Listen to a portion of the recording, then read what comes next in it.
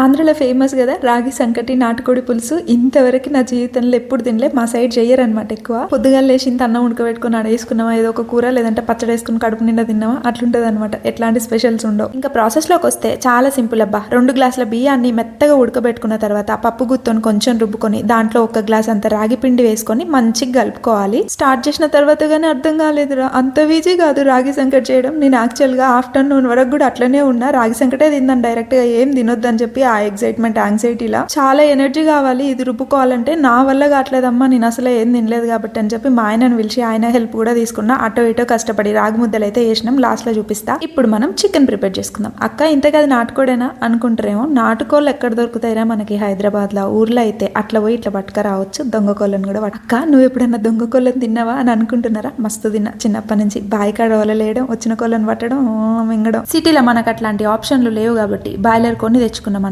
ఒకవేళ ఉంటే పట్టుకొచ్చి వండుతావా ఏందక్క అని అనుకోకండి. దొరికినామనుకో అంతే సంగతులు. చెట్టుకు కట్టేసి మరీ కొడతారు. ఈ ఊర్లో పంచాయతీతోనే అయిపోతుంది. కానీ ఆటలల్లబడి మన రాగి ముద్ద చికెన్ అన్ని రెడీ అయిపోయినాయి. ఫైనల్ గా రాగి ముద్దని కొంచెం కింది కొత్తుకొని 1 స్పూన్ అంత నెయ్యి, 2 గంటల చికెన్. అబ్బా ఏముంది చూడ్డానికి. ఏం సాధించకపోయినా ఎందుకురా నాకు ఇంత హ్యాపీనెస్, ఏదో సాధించిన ఫీలింగ్ మామూలుగా లేదు. ట్రై చేయండి.